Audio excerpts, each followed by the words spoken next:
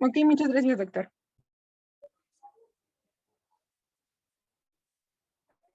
¿Eh?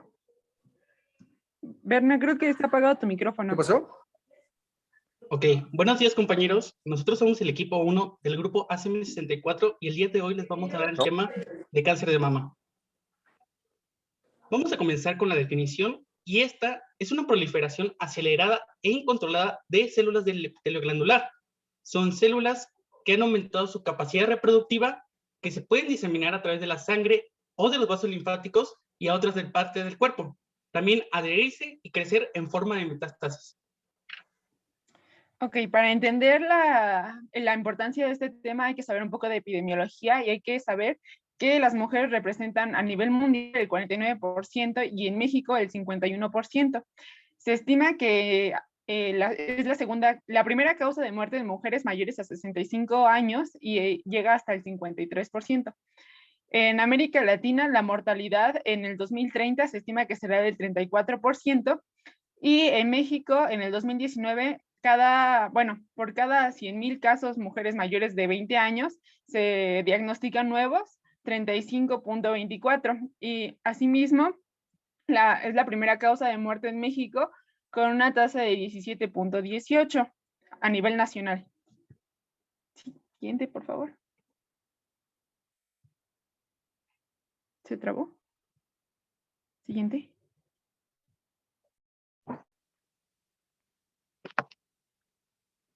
Y bueno, para comenzar vamos a dar los factores de riesgo. Estos los podemos dividir tanto en biológicos, iatrogénicos, reproductivos y relacionados con el estilo de vida. Dentro de los biológicos vamos a tener el sexo femenino, mayor edad, el punto de corte son 60 años, los antecedentes heredofamiliares de cáncer de mama, familiares de primera línea, antecedentes propios de patología, mayor densidad mamaria y ser portador de una mutación que nos propicie tener cáncer de mama.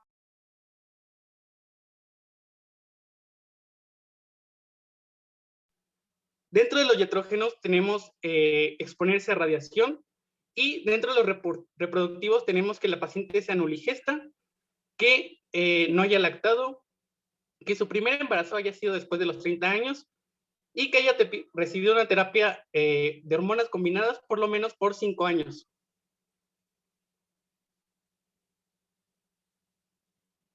Y dentro del estilo de vida tenemos la obesidad, el sedentarismo, el consumo de alcohol y tabaquismo.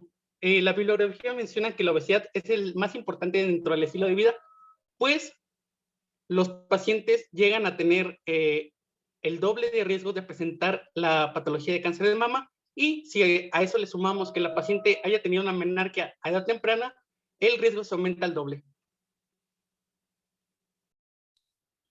Bueno, continuando con las manifestaciones clínicas, hay que tener en cuenta que cuando la mujer se presenta en un estadio temprano o es precoz el cáncer, esta no va a tener síntomas tal cual. Entonces, es por esta misma razón por la cual es muy importante siempre estar haciendo exámenes regularmente, pues así se puede detectar a tiempo y se puede tratar de manera eficaz. En este caso, vamos a tener que se puede hacer a través de hallazgos mamográficos, los cuales suelen corresponder a microclasificaciones, que la arquitectura esté distorsionada, y puede incluso ser asimetrías o aumento en la densidad en nódulos en lo que es la mama.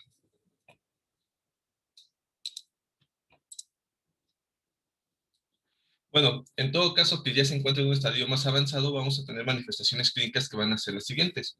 En la mama podemos encontrar lo que es un bulto, lo cual va a corresponder con una consistencia dura, que va a ser de un borde irregular y generalmente no va a doler. También la mama puede presentar un engrosamiento y con eso también puede acompañarse de cambios en el tamaño, su forma o textura. Y en este caso, pues se puede presentar enrojecimiento, algún otro agujero o fruncimiento que va a hacer que la mama luzca como cáscara de naranja. También hay que estar muy al pendiente de si el pezón tiene un tipo de secreción y ver si este es un tipo de secreción sanguinolenta, hialina, amarilla o verdosa, o incluso que pueda lucir como pus. Y también hay que estar muy al pendiente de hallazgos mamográficos en mujeres asintomáticas que hacen estudios de rutina, pues podemos encontrar, como ya les he dicho, microcalcificaciones, nódulos o distorsión en la arquitectura. La siguiente, por favor. Entonces, hablando un poco ya de detección, vamos a ver por qué es importante. Se sabe que un adecuado tamizaje va a disminuir hasta el 30% de la mortalidad y en pacientes en los que se realiza un estudio sistematizado de la detección de cáncer, el 50% de los cánceres que se detectan van a estar entre estadios 0 y 1. En comparación con aquellas que no se detectan, pues hasta que ya hay una lesión palpable, el pronóstico de estas pacientes o que se encuentran en estadio 0 o 1 es del 19.9%. En México, la edad diagnóstica es de 56 años y ya cuando lo encontramos es normalmente locorregional, a comparación de otros lugares en donde solamente es local. ¿Qué herramientas vamos a tener para detectarlo? Bueno, vamos a tener la autoexploración, la exploración clínica, que obviamente va a ser realizada por un médico, la mastografía, el ultrasonido, resonancia magnética contrastada, la tomografía por emisión de positrones, que estos pues básicamente van a construir parte del diagnóstico como tal. Siguiente, por favor. La autoexploración se debe realizar a partir de los 18 años, cada mes después de la menstruación, 7 días después, en donde pues la paciente, para poder observar la simetría y los cambios, se va a colocar en un espejo y va a optar diferentes posiciones. Puede ser una exploración ya sea en dirección vertical, horizontal o circular, siempre teniendo pues en cuenta un método.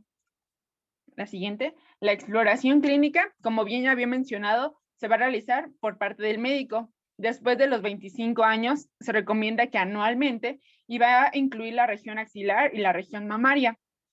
Las diferentes posiciones en las que el médico debe examinar a la paciente van a ser con las manos colocadas en los muslos o en las caderas, con una ligera inclinación hacia adelante cuando está sentada, o bien de manera supina con una mano en la cabeza y igual esto se repite con la otra mano. Además, se va a buscar presencia de ganglios linfáticos positivos, estos sean axilares, infraclaviculares y supraclaviculares. Además, que en la inspección, siguiente por favor, vamos a observar lo que dijo Alberto, como eritema, retracción, edema o descamación. Y la región básicamente es de la zona paraesternal hacia la línea axilar media y del borde, ¿cómo se llama? Ajá, mamario y a la zona infraclavicular. Siguiente, por favor. Ya hablando de la mastografía, pues esta va a ser un elemento muy importante y bueno, la norma establece que después de los 40 años, bueno, de los 40 a los 49 años, se debe de realizar una mastografía cada año, en pacientes que tienen 2 o más factores de riesgo y a partir de los 50 años, cada año.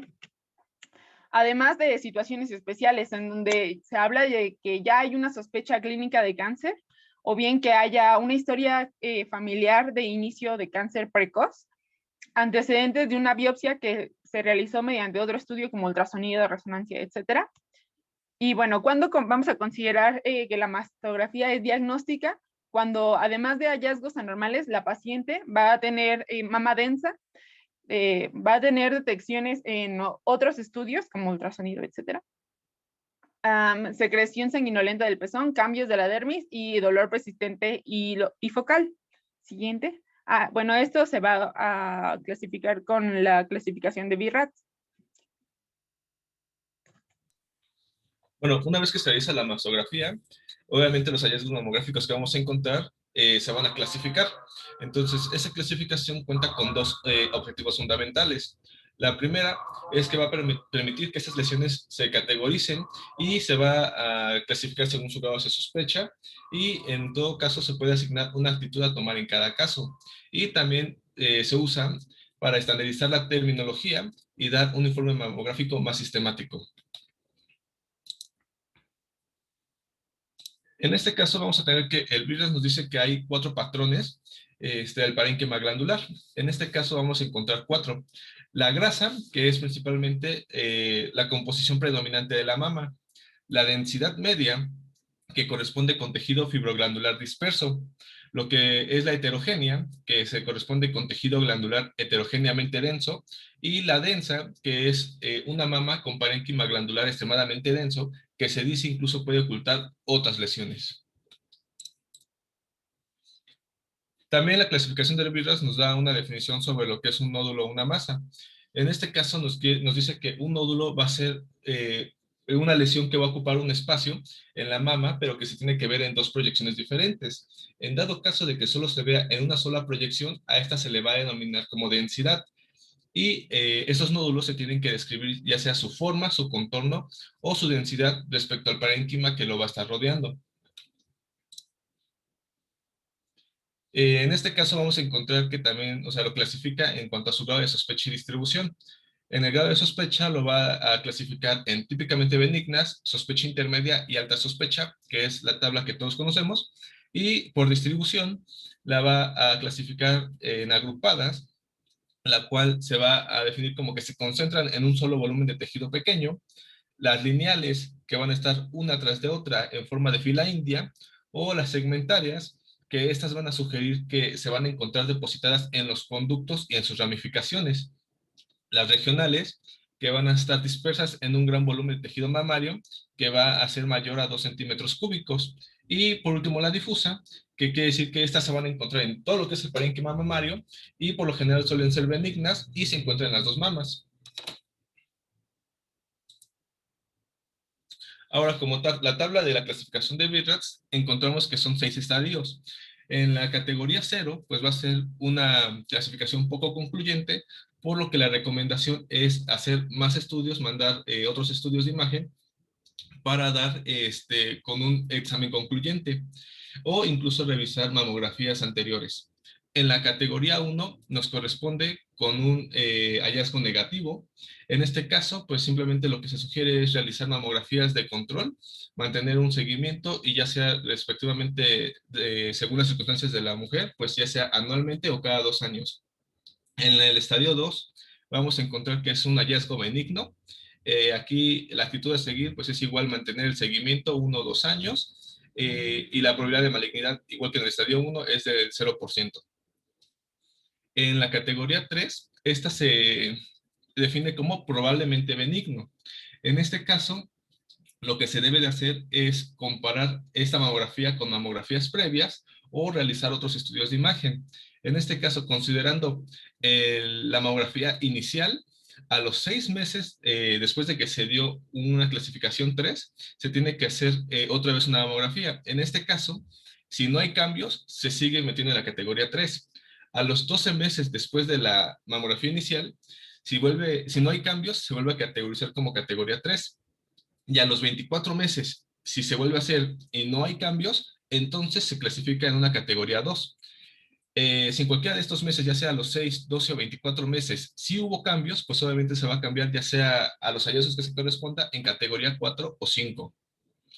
Y pasando a la categoría 4, este ya es un caso sospechoso de malignidad y este a su vez se clasifica en 4A, B y C. En este caso, el 4A se refiere a un caso de poca sospecha. En cualquiera de las 4A, B o C se va a recomendar biopsia. Entonces, en el caso de 4A, si la biopsia resulta salir benigna, lo que se tiene que hacer es hacer un control a los 6 meses para ver si hay algún cambio o no. En el 4B se refiere a una sospecha moderada. En este caso, igual se recomienda biopsia.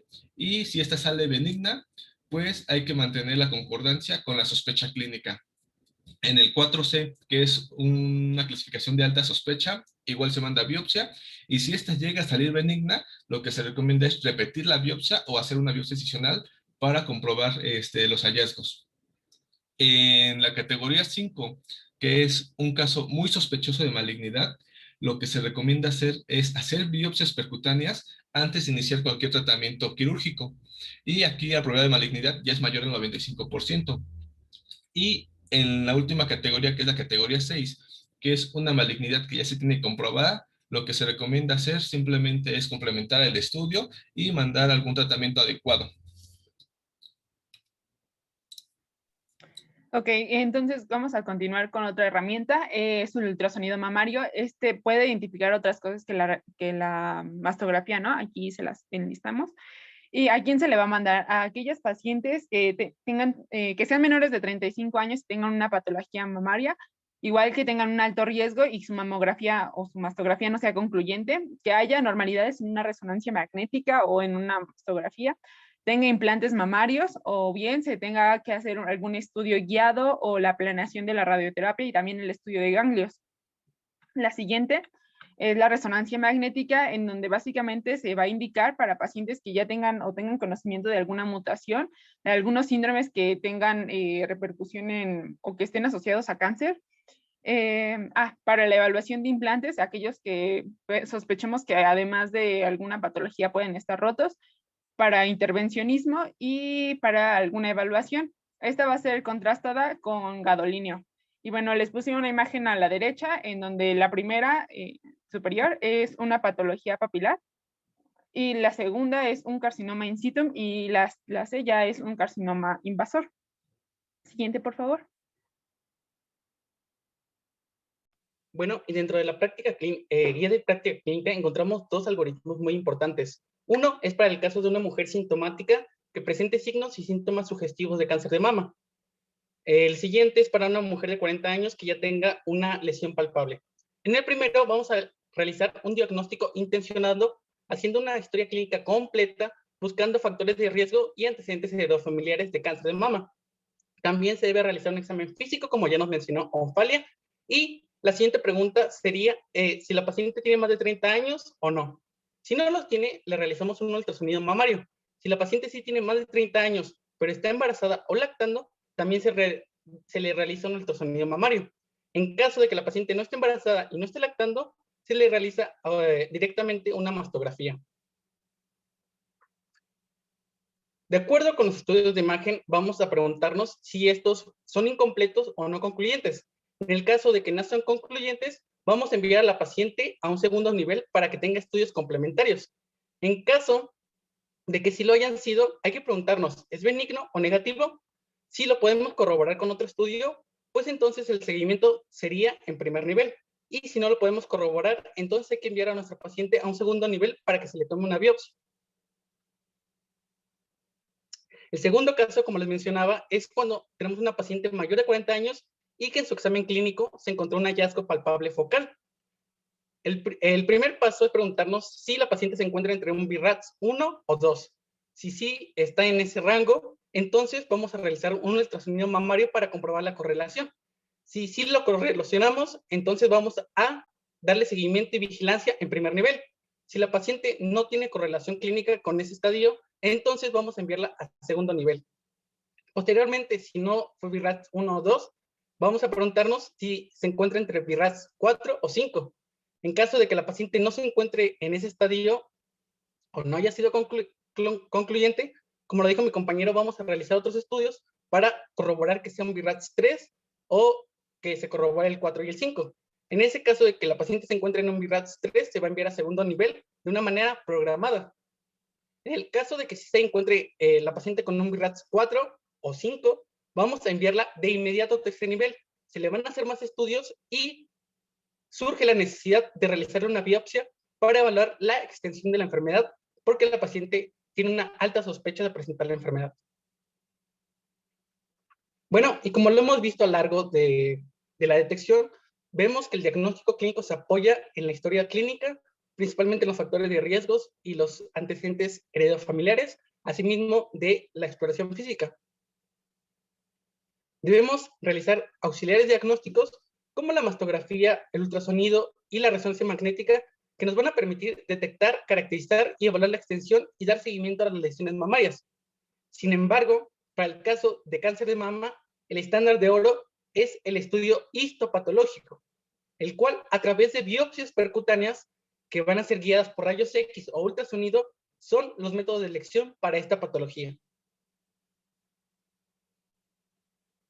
Las biopsias actualmente en la patología benigna son muy importantes. Con el método de biopsia con aguja de corte, estas evitan realizar biopsias excisionales. En los casos que sean benignos, también reducen los costos y reducen los riesgos para la paciente. En el caso de que sea maligno, al cirujano le van a permitir planear alternativas terapéuticas y van a ayudarle a elegir el mejor método donde la lesión se visualice mejor. También es muy importante mencionar que la biopsia guiada por un estudio de imagen aumenta la precisión del diagnóstico. Estas biopsias tienen una indicación específica. Como lo vimos, se realizan principalmente en pacientes que tienen un BIRATS 4 o 5 y deben cumplir con los siguientes criterios: que presenten un tumor o una masa, que tengan microcalcificaciones, que tengan una asimetría en la densidad mamaria o que hayan tenido o presentado una neodensidad. Asimismo, en el estudio de imagen, si sale este signo radiológico, la distorsión arquitectónica, pues bien, es muy sugestivo de que la paciente pueda tener un cáncer invasor. Por lo tanto, se le debe realizar la biopsia. En esta tabla puse el tipo de biopsia que se realiza en relación con el tipo de lesión que tenemos. No la voy a mencionar, pero la pueden checar y en el resumen está explicado cómo se hace cada tipo de estudio. Hablando ya un poco de histopatología, entonces vamos a tener el cáncer in situ y el cáncer infiltrante o invasor. En el carcinoma in situ se puede clasificar en dos, en el ductal y en el lobulillar, siendo el ductal pues el predominante en estos dos tipos, que es el 15 al 30% del carcinoma identificado. El lobulillar abarca del 1 al 6%. Hay que establecer que el carcinoma in situ justamente está delimitado por la membrana basal y por lo tanto pues no se extiende. Además de que el ductal se va a dividir en otros tipos como el comedoniano y no comedoniano, y la enfermedad de Payet, y el lobulillar tiene otras características histológicas. La siguiente, por favor. A la siguiente les puse una... bueno, les puse cómo se genera o cómo lo mencionaba el libro de la carcinogénesis. Básicamente explica que hay diferentes mutaciones en donde hay ganancia y pérdida de cromosomas y mutaciones en los genes principales, que era el BRCA1 y 2. Y como antes de ser un carcinoma infiltrante pasan a ser un carcinoma in situ en la mayoría de los casos. La siguiente, por favor. Y es la tablita más específica pues de esto. La siguiente. Hablando ya del carcinoma infiltrante, este puede ser clasificado histológicamente e inmunohistológico. Y en base al inmunohistológico se van a utilizar los receptores de estrógenos y los receptores, bueno, los marcadores de la proteína HER2. Y dependiendo de si esta o estas dos sale positivo o negativo, se va a clasificar. La siguiente, por favor. Y obviamente, pues, este tipo de carcinomas, dice que va a terminar en 10 minutos. Este tipo de carcinomas van a pasar la membrana basal. Entonces, aquí les puse una tablita en donde de acuerdo a los marcadores positivos y el porcentaje se van a clasificar en luminal A y B, que básicamente tienen los receptores de estrógenos positivos y los receptores de HER2 negativos. Aquellos que tienen HER2 positivo, pero los receptores de estrógenos negativos, y el triple negativo, que básicamente pues tiene todo negativo. Bueno, la siguiente tablita, esa, básicamente habla de en dónde o en qué grupos podemos encontrar la predominancia de este tipo de, ¿cómo se llama? De carcinomas y pues la respuesta a la quimioterapia. No lo voy a decir porque es mucho, amigos. Y les puse el siguiente, pues básicamente la clasificación morfológica del carcinoma, que puede ser lobulillar, mucinoso, tubular, papilar, apócrino, micropapilar, medular y secretor. Muchas veces el medular es como el frecuente, según eso había leído. Y la siguiente es una correlación, es una correlación entre los tipos inmunohistopatológicos con la morfología. Y pues vemos que no está separado, ¿no? Que tanto el luminal puede derivar en varios tipos como los otros, o sea, los que son positivos a HER2 y etcétera. Bueno, una vez que se han hecho estas pruebas diagnósticas, podemos pasar a estadificarlo. En este caso, pues esto va a ser útil pues, para conocer el pronóstico de cada paciente y seleccionar de forma adecuada e individualizada el tratamiento que se les va a dar. Hay que tener en cuenta que los órganos que va a incluir o va a afectar principalmente a través de una diseminación va a ser pulmones, hueso e hígado. Y principalmente en la etapa 3 o 4 no se considera a las pacientes candidatas a tratamiento quirúrgico inicial, sino que más bien deben de recibir un tratamiento sistémico inicial. Entonces aquí tenemos una tabla en la que podemos ver la clasificación TNM, en la cual la T simplemente hay que tener en cuenta la TX, que es tumor no valorable, la TIS, que es carcinoma in situ, y de ahí adelante T1 a T4 simplemente es que el tumor va a ir aumentando de tamaño. En cuanto a la N, hay que tener en cuenta que N0 es sin enfermedad ganglionar regional, NX es estado ganglionar no valorable, y de ahí del N1 al N3 simplemente es adenopatías, las regiones que afecta y si estas aumentan de tamaño. Y en cuanto a la M, aquí nos tenemos tres, que es MX, metástasis no evaluable, M0, que es sin metástasis, y M1, que es una metástasis presente. Entonces, una vez conocida cada TNM, podemos pasar a estadificarlo como tal. En el estadio 0, como aquí vamos a encontrar todos los tipos de carcinoma in situ, como ya se había mencionado mi compañera, vamos a encontrar aquí a lo que es el carcinoma lobulillar in situ y al carcinoma ductal in situ o carcinoma intraductal. En el estadio 1, aquí vamos a clasificar a todos los tumores que vayan a medir menos de 2 centímetros y que no se han diseminado fuera de la mama. En el estadio 2, se van a incluir ya sean los tumores que miden menos de 2 centímetros y que han afectado a los ganglios linfáticos de la axila, o incluso tumores que miden de 2 a 5 centímetros con o sin diseminación a los ganglios axilares, y tumores que midan más de 5 centímetros pero que no hayan causado afección en los ganglios axilares. En el estadio 3 o localmente avanzado, esta se va a dividir en 3A, B y C. Aquí vamos a encontrar en el estadio 3A tumores que miden menos de 5 centímetros y se han diseminado a los ganglios linfáticos axilares, y tumores que van a medir más de 5 centímetros e igualmente se han diseminado a los ganglios linfáticos axilares. En el estadio 3, el tumor ya va a ser de cualquier tamaño, pero en este caso ya se va a encontrar afectando lo que es la pared torácica o la piel de la mama. Y en el estadio 13, igualmente ya va a ser de cualquier tamaño, pero aquí ya va a afectar a un mayor número de ganglios axilares. Y en el estadio 4, este ya es tal cual un tumor que se ha diseminado a otras partes del cuerpo.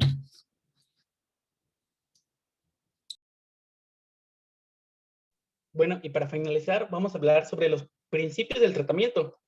Y debemos mencionar que el tratamiento tiene un carácter multidisciplinario, donde la cirugía de manera clásica se ha vuelto esencial para el control local del tumor primario y la enfermedad regional. También tenemos tratamientos sistémicos como la quimioterapia y la hormonoterapia. Estos van dirigidos a tratar la enfermedad sistémica, y por último tenemos la radioterapia, que esta contribuye a un mejor control local.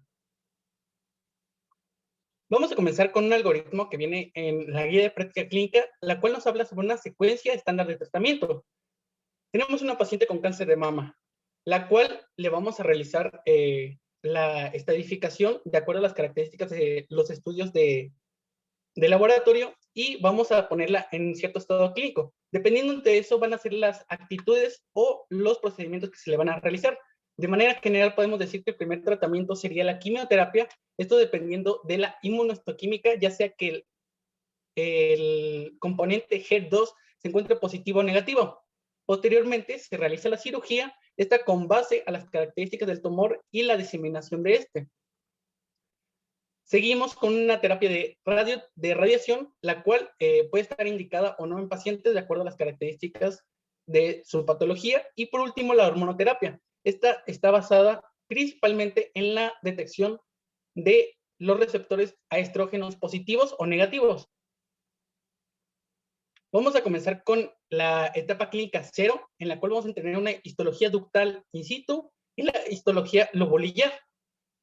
Vamos a comenzar con lo más sencillo, que es la lobulillar, y en esta vamos a ver primero si es in situ solamente, pues se realiza una biopsia excisional y se le da seguimiento. En caso de que sea in situ y tenga más un componente ductal in situ, pues se va a tratar como una histología de tipo ductal in situ. Y si tiene un componente invasor, se va a tratar como una histología de tipo invasora. Para el caso ductal in situ, tenemos dos actitudes a seguir, y esto lo vamos a definir de acuerdo a el índice pronóstico de Van Nuys, el cual da una interpretación a la puntuación de 4 variables, que es tamaño tumoral, margen tumoral, clasificación histopatológica y la edad de la paciente, en el cual va a dar 1, 2 o 3 puntos, y con respecto a eso vamos a dar un puntaje. De 4 a 6 tenemos un riesgo de recaída bajo, por lo tanto podemos dar un tratamiento con una cirugía conservadora. 7 a 9 un riesgo medio, y podemos dar una cirugía conservadora más radioterapia. Y de 10 a 12 un riesgo alto, por lo tanto debemos realizar una mastectomía. Por último, se va a revisar en la inmunohistoquímica si tenemos receptores estrógenos positivos. Si los tenemos, podemos dar tamoxifeno. En caso de que la paciente presente efectos adversos importantes, se puede dar un inhibidor de la aromatasa. Para el siguiente caso, una paciente que se encuentra en una etapa clínica 1, 2 y 3A, tenemos 2 actitudes a seguir, ya sea cirugía conservadora con o sin patrón oncoplásico, y podemos realizar algo conocido como ganglio centinela, lo cual es un estudio que se le realiza a las cadenas ganglionares para detectar la diseminación de la patología. O en caso de que la paciente no cumpla los criterios, los cuales son los siguientes: que el tumor sea menor a 5 centímetros, que haya ganglios axilares negativos, que el resultado por biopsia de aspiración de aguja fina sea negativo, o que el resultado de la biopsia de los ganglios haya sido por aguja de corte. Entonces se realiza una disección radical de axila, la cual puede ser desde el primer nivel hasta el tercer nivel, esto dependiendo de la extensión tanto macroscópica y los estudios de imagen que se le hayan realizado a la cadena ganglionar. El siguiente caso es la mastectomía radical modificada. Esta puede ser con o sin reconstrucción inmediata, y ambas hay que considerar dar quimioterapia, dar radioterapia y dar hormonoterapia. La quimioterapia, como lo mencionaba, está en relación con la presencia del HER2 y el tamaño del tumor, o en caso que el HER sea negativo, va a estar en relación solamente con el tamaño del tumor o la presencia de metástasis en otros lugares. La hormonoterapia en relación con el receptor hormonal a estrógenos positivo. Y la radioterapia también tiene criterios propios, los cuales son estos. Estas son las indicaciones para radioterapia en cirugía conservadora, y estos son los indicadores para radioterapia de las cadenas ganglionares. Lo dejo